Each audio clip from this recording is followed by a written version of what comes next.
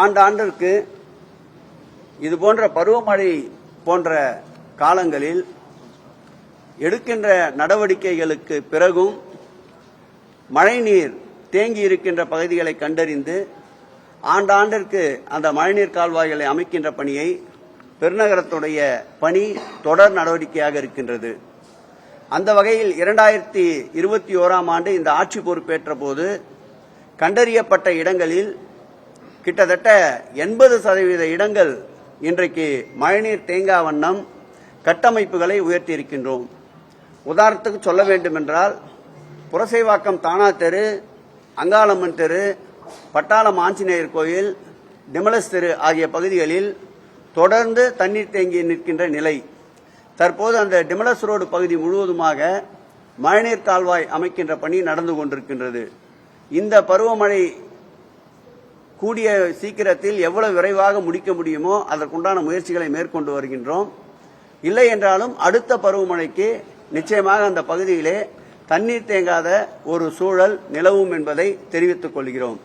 அதேபோல் மிஸ்லிங் என்று சொல்லப்படுகின்ற பல இடங்களில் அந்த பகுதிகளை கண்டறிந்து கிட்டத்தட்ட வடசென்னையிலே இருக்கின்ற கொளத்தூர், வில்லிவாக்கம், அம்பத்தூர், திருவிக்கா நகர், துறைமுகம், எழும்பூர் போன்ற பகுதிகளில் மாத்திரம் 40க்கும் மேற்பட்ட இடங்களில் இந்த மிஸ்லிங் என்று சொல்லப்படுகின்ற அந்த கால்வாய்களை இணைக்கின்ற பணி நடந்து கொண்டிருக்கின்றது. அதேபோல் பெரிய கால்வாய்களான கேப்டன் காட்டன் கால்வாய், ஓட்டேரி நல்லா, விருகம்பாக்கம் கனால் போன்ற கனால்கள் ஒப்பந்தம் கோரப்பட்டு தற்போது அந்த கால்வாய்களை தூர்வாருகின்ற பணியும் மின்னல் வேகத்தில் நடைபெற்றுக் கொண்டிருக்கின்றது. ஆகவே ஒவ்வொரு பருவமழைக்கும் தேங்குகின்ற பகுதிகளை கண்டறிந்து அந்த பகுதிகளுடைய மேம்பாட்டிற்கு தொடர் நடவடிக்கையாக பெருநகரத்துடைய சென்னை மாநகராட்சி முழு வீச்சோடு பணியாற்றி கொண்டிருக்கிறது என்பதை நீங்களும் அறிவீர்கள், நாங்களும் அறிவோம். இயற்கையுடைய மழையின் அளவை பொறுத்து, பெய்கின்ற மழையின் அளவை பொறுத்து சென்னை மாநகராட்சி எல்லா சூழலையும் சந்திப்பதற்கு அனைத்து துறைகளையும் ஒருங்கிணைத்து ஏற்கனவே நம்முடைய மாண்புமிகு தமிழ்நாட்டினுடைய முதலமைச்சர் அவர்களும் தமிழ்நாட்டுடைய துணை முதலமைச்சர் அவர்களும் இந்த துறையினுடைய அமைச்சர் அன்பிற்கினிய அண்ணன் நேரு அவர்களும் இந்த துறையினுடைய சென்னை பெருநகரத்துடைய மேயர் அவர்களும் ஒருங்கிணைந்து பல்வேறு ஆய்வுக் கூட்டங்களை நடத்தியிருக்கின்றார்கள். பருவமழையை எதிர்கொள்வதற்குண்டான அனைத்து ஏற்பாடுகளையும் தொடர்ந்து கண்காணித்து தொடர்ந்து அந்த பணியிலே தங்களை முழுமையாக ஈடுபடுத்திக் கொண்டிருக்கின்றார்கள்.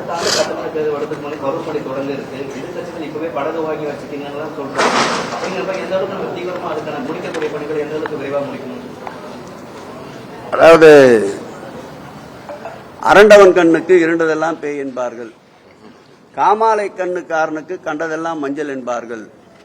பருவமழை பெருமளவில் பெய்கின்ற பொழுது உயர்தர குடியிருப்புகள் இருக்கின்ற பகுதிகளில் பல்வேறு இடங்களில் இந்த போட்டுகள் தேவைப்படுகின்றது. வருமுன் காப்பவன் தான் அறிவாளி என்ற அவையின் வார்த்தைக்கிணங்க வரும் என்று கணக்கிட்டு அதற்குண்டான முன்னெச்சரிக்கை நடவடிக்கையாக இந்த படகுகளை தயார் செய்து வைத்தால் அதற்கும் குறை கூறுவார்கள். வந்த பிறகு தேவை என்றால் முன்கூட்டியே இதை கையாளவில்லை என்று அதற்கும் குறை கூறுவார்கள். குறை கூறுவதற்கென்றே இருக்கின்ற ஒரு கூட்டம் இருந்து கொண்டே இருக்கின்றது. அந்த குறைகளையும் நிறைவு செய்கின்ற அரசுதான் இந்த திராவிட மாடல் அரசு என்கின்ற வகையில் மாண்புமிகு தமிழக முதல்வர் அவர்கள் போர்க்கால அடிப்படையில் முன்னெச்சரிக்கை நடவடிக்கைகளை மேற்கொண்டு திறம்பட அனைவரும் பாராட்டுதலோடு இந்த ஆட்சியை நடத்தி கொண்டிருக்கின்றார். இன்னும் ஒரு நாளில் நானும் திருச்செந்தூருக்கு செல்ல இருக்கின்றேன். கடந்த ஆண்டு அதற்கு முந்தைய ஆண்டு எங்களுக்கு கிடைத்த அனுபவங்களை தொடர்ந்து ஆண்டாண்டிற்கு பக்தர்களுடைய தேவைகளையும் பக்தர்களுடைய கூடுகின்ற எண்ணிக்கைக்கு ஏற்றாற்போல் பல்வேறு பக்தர்களுடைய தேவைகளை அறிந்து அதற்குண்டான கட்டமைப்புகளை உருவாக்கி வருகின்றோம். இந்த ஆண்டு கூட கந்த சஷ்டிக்கு முன்பாகவே அன்னதான கூடத்தையும் சூரசம்ஹார அந்த மண்டபத்தையும் அதேபோல் அங்கு ஏற்கனவே கட்டுமான பணியில் இருக்கின்ற பல்வேறு பணிகளையும் மாண்புமிகு முதலமைச்சர் அவருடைய பொற்கரங்களால் திறந்து வைக்க இருக்கின்றார்கள்.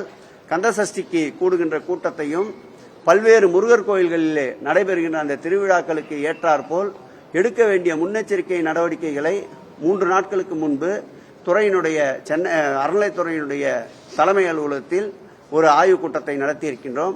அந்த அளவு இந்த முறை கடந்த முறையை விட இன்னும் சிறப்பாக பக்தர்களுக்கு கூடுதலான வசதிகளை ஏற்படுத்தி தர முடியும். ஏனென்றால் பல கட்டுமான பணிகள் நிறைவுற்றிருக்கின்றது. திருச்செந்தூரிலே போதிய அளவு பக்தர்கள் பெருமளவு வந்தாலும் அதற்கு ஏற்றாற்போல் அனைத்து வசதிகளையும் துறையின் சார்பிலும் மாநகராட்சி சார்பிலும் பொதுப்பணித்துறை போன்ற மின்சாரத்துறை அனைத்து துறைகளையும் ஒருங்கிணைந்து சிறப்பாக இந்த கந்த சஷ்டி பெருவிழாவை கொண்டாடுவோம்.